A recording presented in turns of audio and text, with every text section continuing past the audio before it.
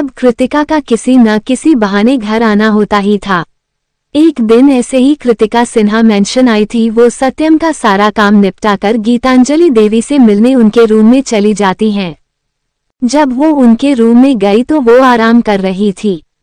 कृतिका उनके पास आकर प्यार से, कैसी हैं अब आप दादी? उसकी आवाज सुनकर वो मुस्कुराते हुए, मैं बिल्कुल ठीक हूँ बच्चे, खुद ही देख ले एकदम फिट हूँ। आ जा इधर आ। वो उसको अपने पास बुलाती हैं। उनके बुलाने पर कृतिका मुस्कुराते हुए उनके पास आकर बैठ जाती हैं। वो उसके चेहरे को प्यार से छूकर, तू बता कैसी है? फिर अपनी एक आईब्रो उठाकर, तेरे उस खड़ूस बॉस ने तुझे कुछ सुनाया तो नहीं? अगर कुछ किया है तो बता मुझे, अभी उसके कान खींचती हूँ। कृतिका उनकी बात सुनकर हंसते हुए, नहीं दादी आज गुस्सासुर कुछ शांत हैं। फिर एकदम सीरियस होकर, दादी एक बात बताए। हाँ बेटा पूछ, क्या पूछना है?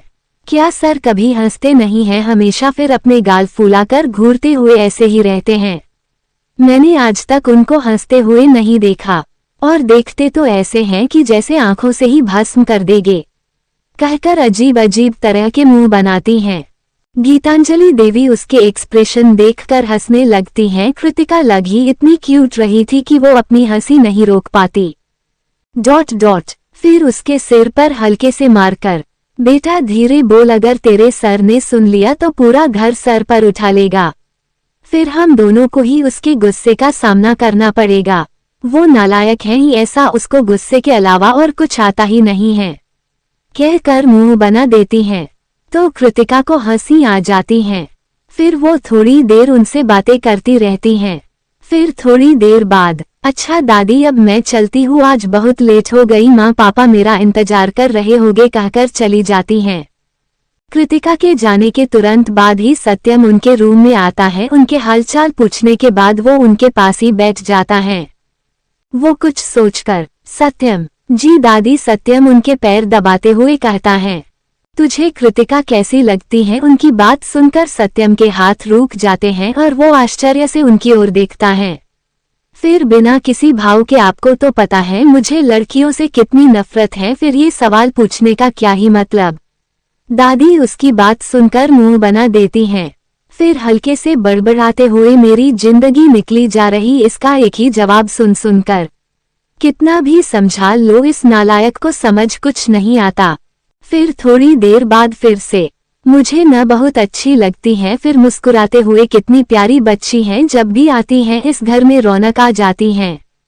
फिर मुंह बनाकर और जब जाती हैं तो ये घर फिर से बेजान हो जाता है। सत्यम उनकी बात सुनकर उनको देखने लगता है तो वो एकदम से, तू न एक काम कर, उसको घर ले आ। उनकी बात सुनकर सत्यम आश्चर्य से, ये कैसी बहकी बहकी बातें कर रही हैं, अब मैं उन्हें कैसे ला सकता हूँ और कैसे, क्या मैं उन्हें क्यों ही लाऊंगा? उसकी बात सुनकर वो जल्दी से, कैसे लाएगा का क्या मतलब? तू उससे शादी कर ले और उससे मेरी बहू बना का लिया। उनकी बात सुनकर सत्यम चौंक जाता है और फिर वो जल्दी से खड़ा होकर, ये क्या कह रही हैं आप?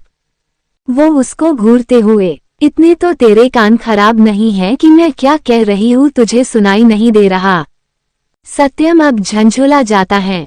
मुझे शादी नहीं करनी है उनसे, क्या खराबी है उसमें? वो पूछती हैं। तो सत्यम खींच के, मुझे नहीं पता, लेकिन मुझे नहीं करनी है शादी इनसे। क्या? इनफैक्ट किसी से भी नहीं करनी है।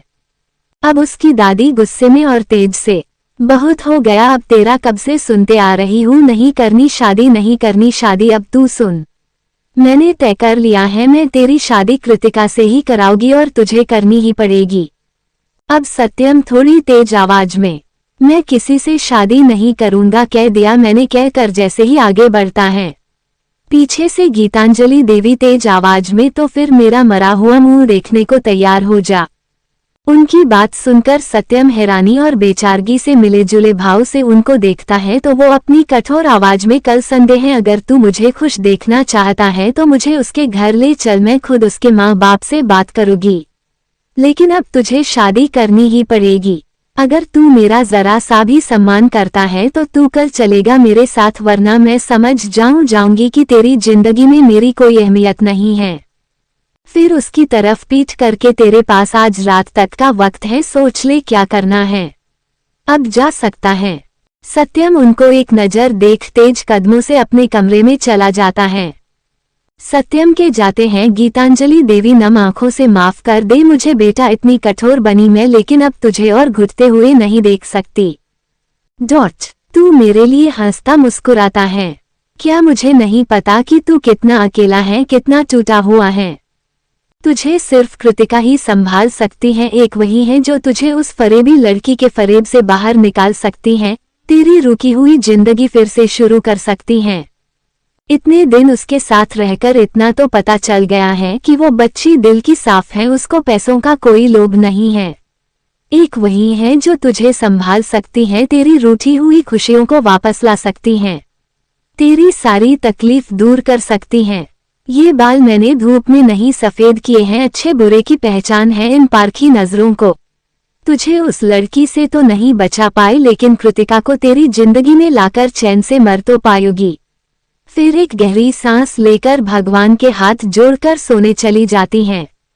इधर सत्यम अपने कमरे में गुस्से से सब कुछ अस्त व्यस्त कर देता है। अपने बालों को हाथों से पकड़े वो बुरी तरह चिल्ला रहा था, नहीं करनी मुझे शादी, मुझे नफरत है इन सब चीजों से। लड़कियां सिर्फ पैसे के लिए ही रिश्ते बनाती हैं, जैसे वो मुझे कम पैसों के लिए छोड़ गई वैसे ही ये मेरी अमीरी देखकर मुझे शादी कर लेगी। मुझे नहीं बंधना किसी बंधन में। फिर बेबसी से कैसे समझाऊं मैं, दादी को कहकर घुटनों के बल बैठकर जोर से चिल्लाता है, जैसे अपने बरसों का दर्द और तकलीफ जो उसने अपने अंदर समेट रखी थी वो सब निकाल देगा। सत्यम का रूम साउंड प्रूफ था तो उसके चिल्लाने की आवाज बाहर नहीं जाती। जब उसका मन शांत हो जाता है तो वो बालकनी में जाकर एक सिगरेट लेकर उसको अपने होठों से लगाकर कुछ सोचने लगता है। इस समय उसका चेहरा बिल्कुल लाल हो गया था। बिखरे बाल, लाल आंखें, गुस्से से फूली हुई नसें उसको बहुत खतरनाक दिखा रहे थे। कोई भी देख ले तो डर जाए। वो अपने मन ही मन कुछ सोचकर उस सिगरेट को बुरी तरह मसलकर अपने कमरे में चला जाता है।